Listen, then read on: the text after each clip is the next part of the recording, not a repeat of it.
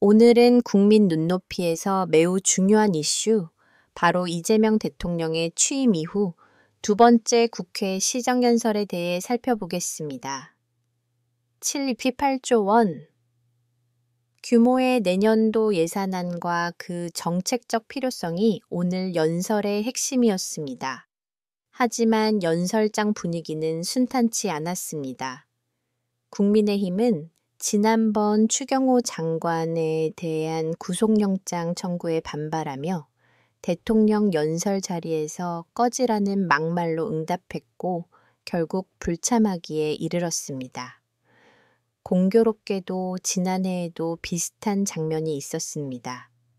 당시 윤석열 전 대통령은 2025년 예산안을 설명하기 위한 국회 시정연설에 불참했고 그 대독을 총리에게 맡긴 바 있습니다. 그리고 또 한 번 국회 시설을 거부하고 불참한 것이 대국민 거짓말이었다는 평가까지 나왔습니다. 상권 쌍권 분립이 우리 헌법의 기본 정신입니다. 행정, 입법, 사법이 각자의 역할과 권한을 지켜야 하는 것이 맞습니다. 그런데 그 당연한 헌법 정신이 허물어졌던 건 윤석열 정부와 그가 지명했던 사법부였다는 비판이 제기되고 있습니다. 그리고 이들을 뒷받침했던 여당 당시의 국민이었죠. 자, 이렇게 기성제도라고 하는 건 우리의 삶을 책임져 주기도 하고 또 그래서 우리가 던졌던 믿음과 신뢰를 한 번에 배반해 버리기도 합니다. 과연 기성제도라는 것은 누가 어떻게 개혁해야 하는 걸까? 참으로 쉽지 않은 문제입니다. 기존 제도에 기초를 두어서 기존 제도를 개혁한다는 것. 과연 이 난제를 무엇에 초점을 맞춰서 어떻게 해야 하는 걸까? 정준이의 논 세 번째 이야기 지금 시작합니다. 음악. 여기 한 판사가 있습니다. 대한민국의 2024년 크리스마스를 자칫하면 피로 물들게 할 수 있었던 내란 사건을 담당하는 판사입니다. 무려 내란입니다. 대한민국 형법 제87조는 내란을 이렇게 정의합니다. 대한민국 영토의 전부 또는 일부에서 국가 권력을 배제하거나 국권을 문란하게 할 목적으로 일으킨 폭동. 현재 윤석열과 그 일당에게 적용된 주요 혐의는 내란 우두머리 그리고 내란 동조 및 주요 업무 종사입니다. 이 죄 적용을 위해서는 고의성 그리고 실제 행위가 입증되어야 하는데요. 요컨대 내란의 의도를 갖고 이를 실천하기 위한 구체적인 행동을 했어야 한다는 거죠. 법률 용어이기 때문에 다소 좀 어렵게 표현되고 있습니다만 실제 일어난 일에 비추어서 핵심적인 것만 좀 쉽게 표현하자면 이렇습니다. 먼저 국을 문란하게 할 목적이라는 게 중요합니다. 헌법과 법률에 정한 절차를 따르지 않고 그거를 무력화시키거나 국회, 법원, 정부 등 헌법에 의해서 설치된 국가기관을 강압적으로 전복하는 게 목적인 거죠. 다음으로 폭동에 해당하는 행위를 했어야 합니다. 폭동이라 하니까 무슨 방화 약탈 같은 장면이 떠오르겠습니다만요. 여러 사람들이 조직적으로 움직여서 한 지역의 평온을 해칠 정도의 폭행이나 협박을 하는 게 바로 폭동입니다. 목적 달성을 위한 실제 움직임이 있었을 경우 내란죄는 시도만으로도 처벌됩니다. 자, 여러분이 두 눈 똑똑히 뜨고 보셨다시피 윤석열과 그 일당은 계엄의 법적 요건을 갖추지 않은 채 계엄령을 선포했습니다. 그리고 뒤은 포고로형에 따라서요. 법원이나 지자체 등을 계엄군의 지휘 아래 두었습니다. 계엄군의 일부를 주요 헌법기관인 선관위에도 보냈습니다. 이렇게 위헌 위법적으로 법률을 무력화했고요. 국가기관을 장악하려고 했던 거죠. 자, 이미 여기서 국권문란의 폭동이랑이 성립됩니다. 자, 더 중요한 것, 무엇보다도 중요한 점은 국회를 침탈하려고 했다는 겁니다. 개헌법을 포함한 대한민국의 현행 헌법과 법률, 그 어느 곳에서도요, 국회에 대한 무력 침탈을 허용하는 조안은 단 한 군데도 없습니다. 다시 말해서 국회를 정지시킬 수 있는 그 어떤 합법적 수단도 대한민국에는 없다는 겁니다. 자, 여기서 이게 바로 시체말로 게임 셋인 겁니다. 아무도 보지 않는 곳에서 은밀히 이루어졌기 때문에 목격자나 증거가 없는 거냐. 웬걸 거의 전 국민이 잠도 못 자면서 지켜봤습니다. 법원의 확정 판결을 받기 전까지는 내란을 단정할 수 없다는 둥. 내란에 들먹이는 것 자체가 정치적으로 편향적인 선동이라는 둥 이런 말을 하는 사람들은요. 스스로가 내란범이거나 그 내란범에 심각하게 얽혀 있어서 하는 거죠.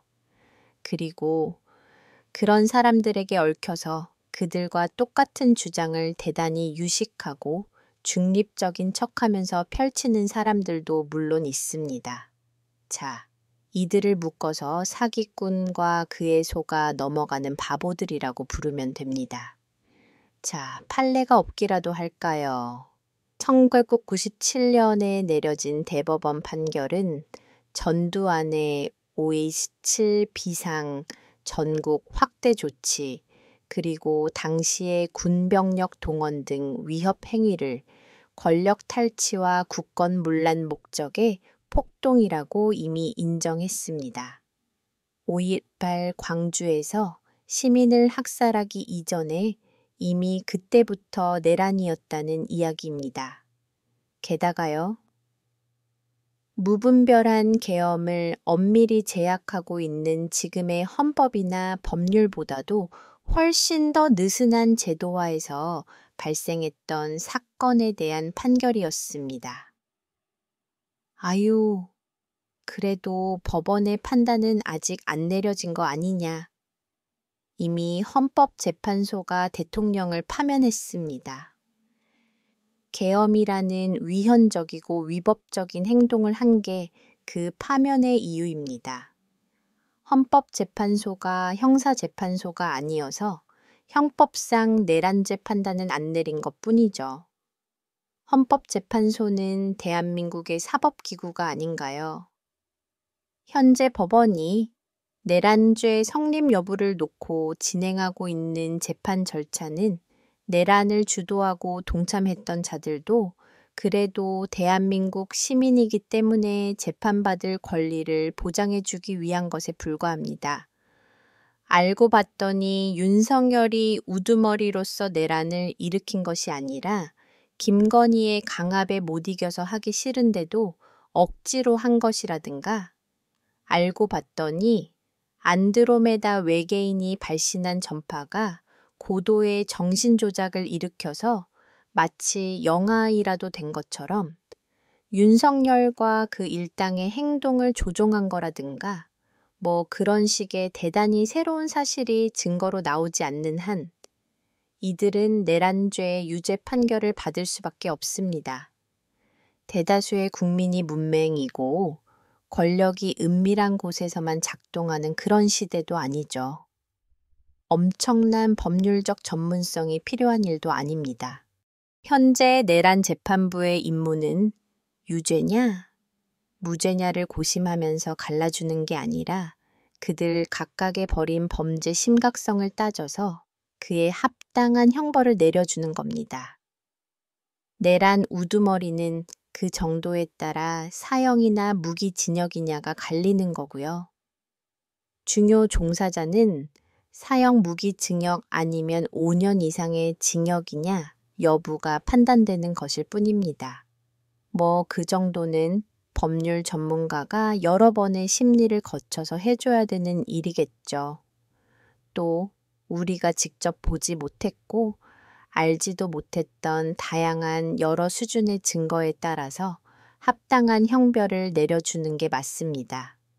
결국 현재 내란 재판부의 책임과 권한이라는 것은 법률적 단죄를 마감해서 역사적 단죄를 제대로 시작시키는 데 있습니다. 그래서 법률적 검토 이상으로 중요한 임무가 바로 그때 발생했던 모든 일들을 낱낱이 밝혀 기록하는 데 있습니다. 이 재판부의 판관은 시민을 대리해서 바로 그런 일을 하는 사람이어야 합니다. 그런데 이 판사는 영 다른 일을 하고 있는 것 같습니다. 내란 우두머리의 구속일자를 시간으로 계산해서 풀어줍니다. 내란 우두머리를 대신해서 직업과 성명을 읊어주는 서비스도 합니다. 내란 우두머리가 사람 눈에 띄고 싶지 않다고 하면 숨겨줍니다. 내란 우두머리가 재판 출석을 거부해도 그냥 둡니다. 내란 우두머리의 구속기한이 만료될 지경에 이르도록 재판을 질질 깁니다. 내란 우두머리가 재판정에서 피고인이 아니라 검사처럼 굴어도 방치합니다. 그가 이런 짓을 하는데도 우리는 그걸 소문으로만 듣고 있습니다. 국회가 특검법을 바꿔서 재판 중계를 하도록 하자 그동안 소문으로만 들었던 그 실체를 우리 눈과 귀로 보게 되었습니다. 많이 보셨을 그 기가 막힌 장면 공화국 판관의 권위도 역사적 책임도 없이 그냥 마을 잔치 사회보다도 못한 그의 모습 다시 한번 보시죠. 지금 구속돼 있는 상태에서 건강상 문제인데 일주일 4일을 하루 종일 여기 와서 앉아 있는다는 게 이게 쉽지 않을 것 같습니다. 그래서 11월 17일보다는 12월 중에 일주일에 3번 정도로 할 수 있는 날짜를 좀 별도 지적을 해 주셨으면 좋겠습니다. 언제요, 대안이? 예. 그냥 예. 언제를 말씀하시는 거죠? 예. 재판장님, 제가 하여튼 체력이 닿는 데까지 하여튼 저 나오겠습니다. 예. 아유, 아니 근데 이거 뭐 걸리면서 의무이기도 해서 당연히 자기가 좋지는 않지만 하여튼 뭐 만약에 제가 도저히 못 나오는 상황이 되면은 미리 말씀드리고 그날은 뭐 스킵을 하더라도 웬만하면은 좌우가 최선을 다해서 지난 기일에 저희가 3법 58호에서 했습니다. 그 47호를 온다고 하면서 다른 사건의 중계 때문에 그렇다. 우리 사건의 중계가 아니다. 이렇게 재판장께서 말씀하셨습니다. 기억나시죠? 근데 지금 오늘 갑자기 어떤 결정이나 고지도 없이 중계가 이루어져서 저희 사실 방어권 행사에 조금 제약을 받고 있는 상황입니다. 뭔가 제가 표현을 어떻게 했는지 잘 기억은 안 나는데 하여간 법정 사정 때문에 바뀐다는 말씀을 한 거였는데 저만 그렇게 들은 게 아닌 것 같아요. 제 잘못이죠. 그러면 제가 표현을 잘못했으니까 100% 제 잘못이고 제가 죄송하다는 말씀 드리겠습니다.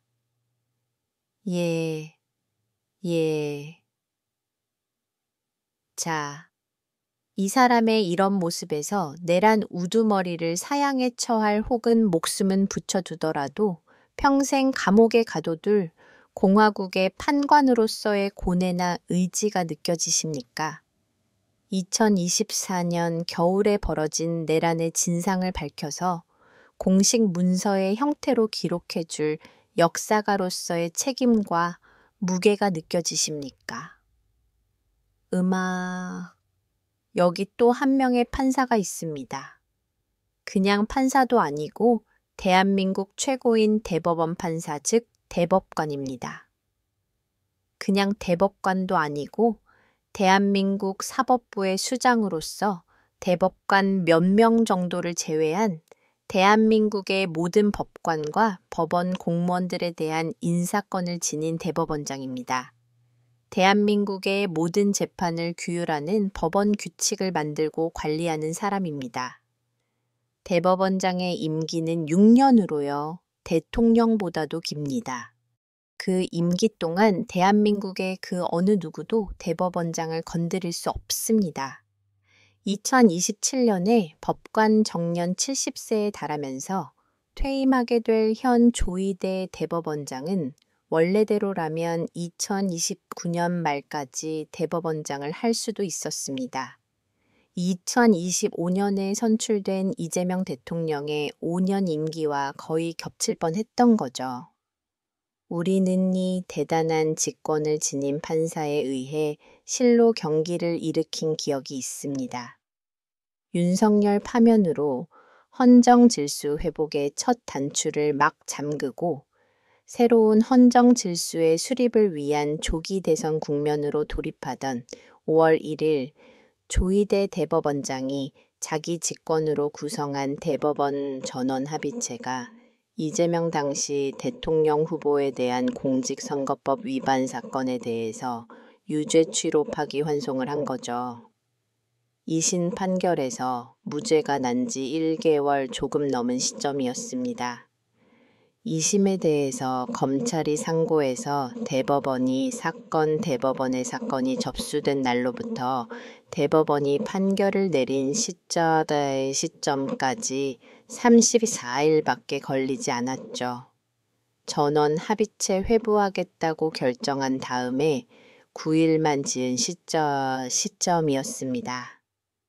통상 20에서 38개월로 이어지는 기간은 길게 잡으면 3년에서 5년이고요.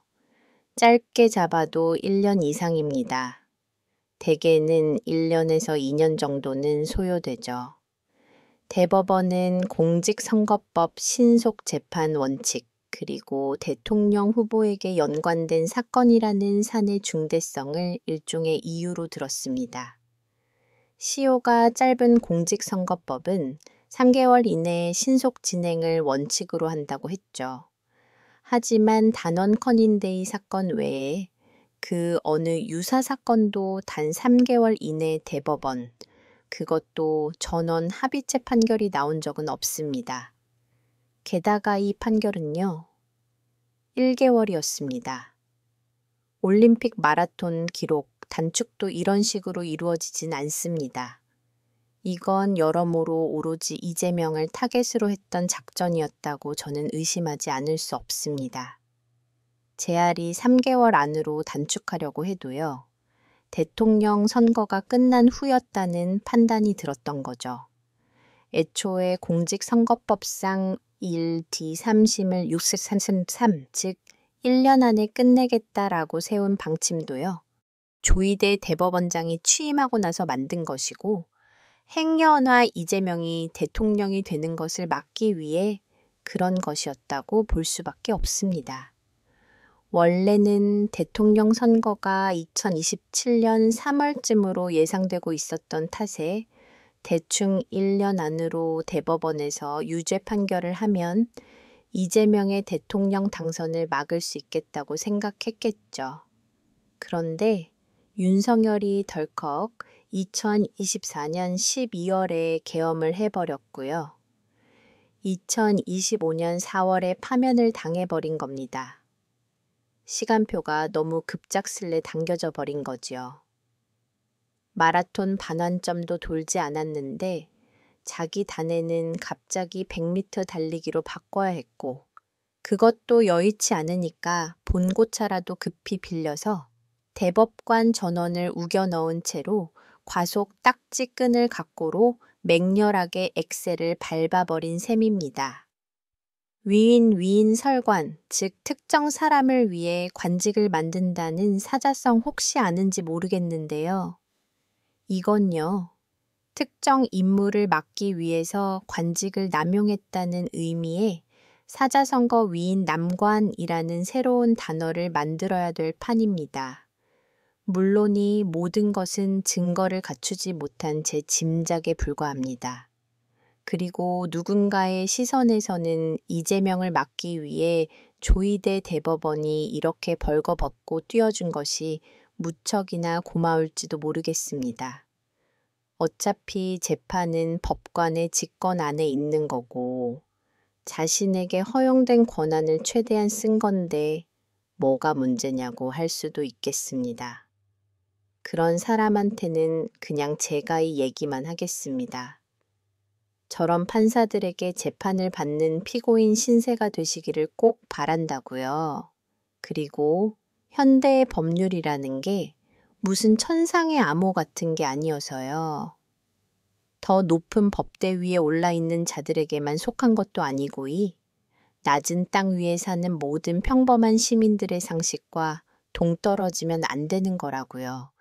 게다가 이 판사는 내란 단에 대해서도 우리들 대다수와는 매우 다른 사고를 하고 있는 것 같습니다.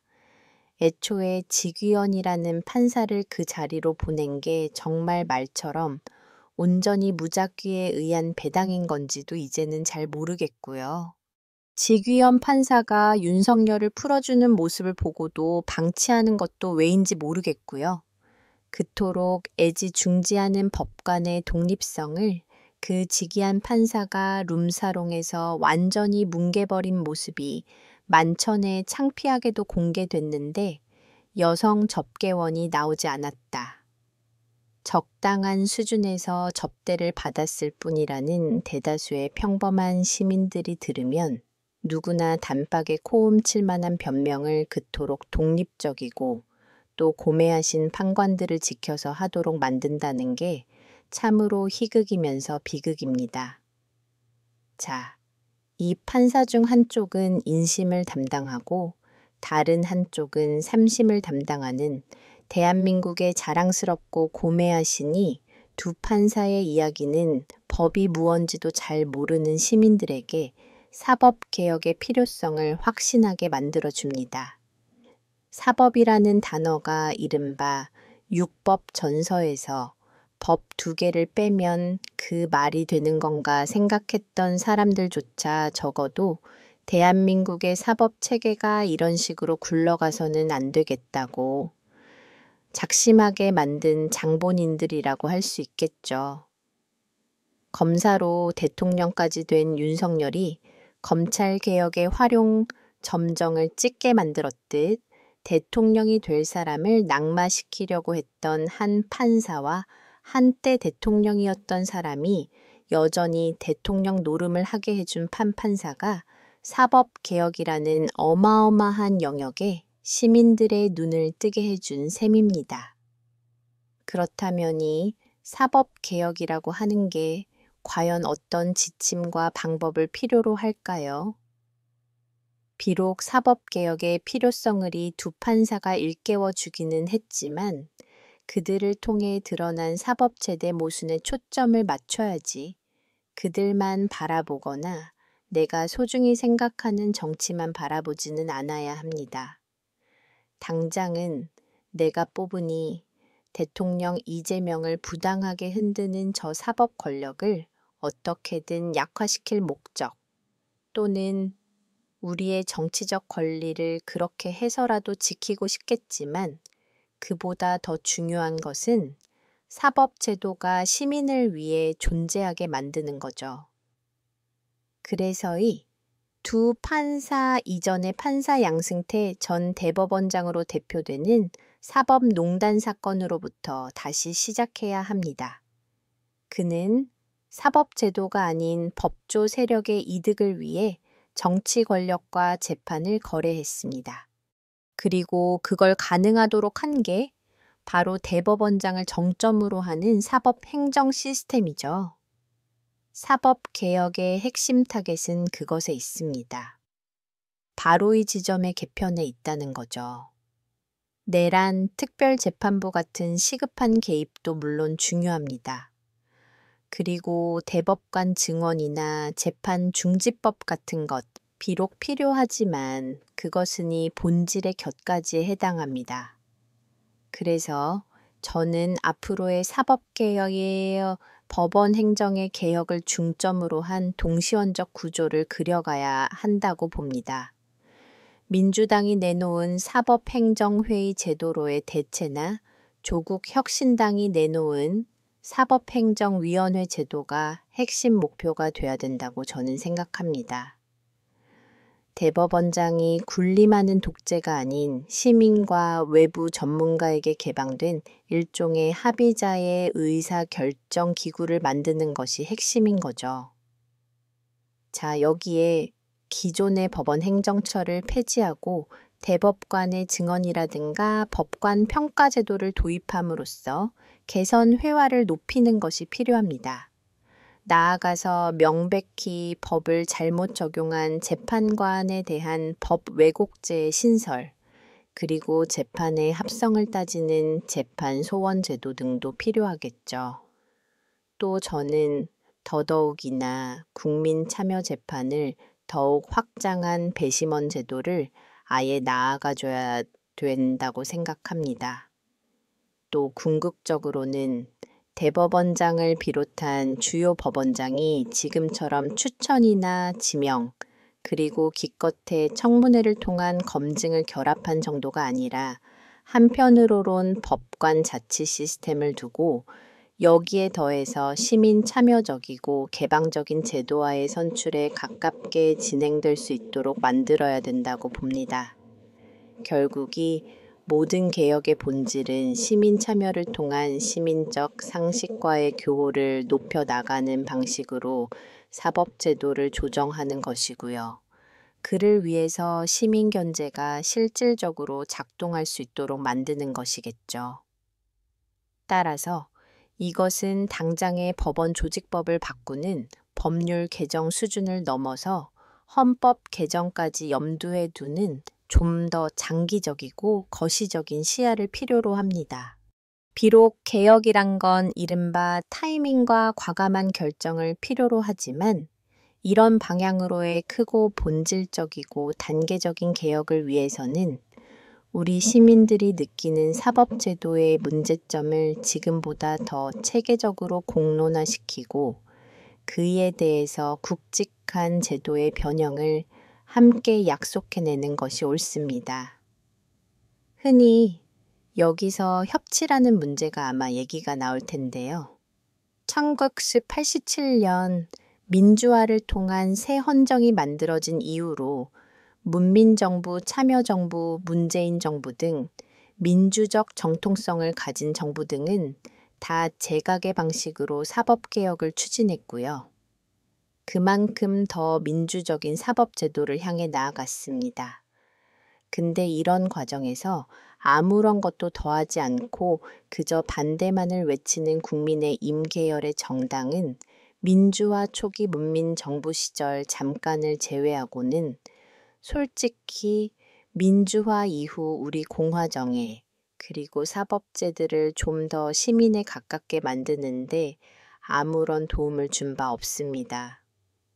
저는 2025년 이후에 이재명 정부와 현재 국회가 민주헌정 질서의 수립 이후로 가장 근본적이고 가장 혁신적인 그리고 가장 시민을 향해 열린 사법제들은 만들어갈 수 있는 토대가 되리라고 믿습니다. 그 길에 농행 여러분들도 흔들림 없이 함께 해주시길 바랍니다. 일본의 문화가 상대적으로 과거에 비해서 그렇게 탁월하진 않지만 비교적 좋은 법정 드라마는 우리나라에 비해서 많은데요. 변호사끼리 연애하고 세상 정의로운 검사가 나오고 그러는 것보다는 일본식 사법제도의 본질과 문제에 대해서 잘 분석해서 그 문제를 드러내주는 양질의 드라마가 꽤 있어서입니다. 최근에 저는 HK의 까마귀라는 드라마가 좋았는데요. 악인이나 범죄의 잔성, 증거와 법리의 극적 경쟁에 초점을 맞추는 그런 관습적 방식보다 옳은 판결을 내리기 위해 끊임없이 고심하고 노력하는 한 판사의 실질적인 고뇌를 담고 있어서였습니다. 주인공인 판사의 신념과 실천은 사실은 상식적이고 아주 단순했습니다. 판사는 단순히 무리 없이 재판을 처리하는 존재가 아니다. 재판 과정에서 절대로 누명을 쓰는 사람이 생겨서는 안 된다. 그 무게감을 짊어지는 자로서 최대한 진실에 가까이 다가가야 한다. 그런데 우리가 그렇듯 역시 판사, 검사, 변호사 모두 끼리끼리 노는 엘리트 직업인에 불과한 게 현실인 거지요. 그러면서 사법제도의 신뢰가 마치 자신들의 권위를 부정하지 않는 데에서 오는 양 말합니다. 그래서 주인공이 이렇게 묻습니다. 사법제도에 대한 신뢰가 뭡니까? 사법제도란 대체 누굴 위해 있다고 생각하시죠? 당신 자신의 대의를 위해 잘못된 판결에서 눈을 돌려왔죠. 판사, 검찰, 변호사이 3자가 본래의 역할에서 벗어날 때 피고인은 압도적인 부조리를 맞닥뜨리게 됩니다. 그렇게 그 부조리로부터 피고인을 지키기 위해서 우리 법률가 법정에 서는 겁니다. 단 하나뿐인 진실을 추구하면서 앞으로도 저는 당신들 앞에 계속 설 겁니다. 당신은 무서워서는 겁니까? 이 드라마치의 까마귀에서는 일본말로 형사 일부를 줄인 거라고 하고요. 일본에서 까마귀는 신성한 존재일 뿐만 아니라 검은 법복을 입은 판사를 상징하는 말입니다. 검은색이 어떤 색으로도 물들지 않는다는 데서 유리한 말이라고 하죠. 이 정부의 사법개혁엔 공감할 수 없다는 법조인 판사들에게 그래서 저는 묻습니다. 당신들은 무엇을 위해 법복을 입고 법정에 서는 겁니까? 검 약한 까마귀는커녕 공작새보다도 더한 현란한 모습으로 법도 국가도 조직도 아닌 당신들의 수장편에 그리고 그로써 자기 자신의 편에 끝내 서 계시겠습니까? 당신들은 무엇을 위해 그 편에 그의 편에 그리고 그들의 편에 서 계십니까?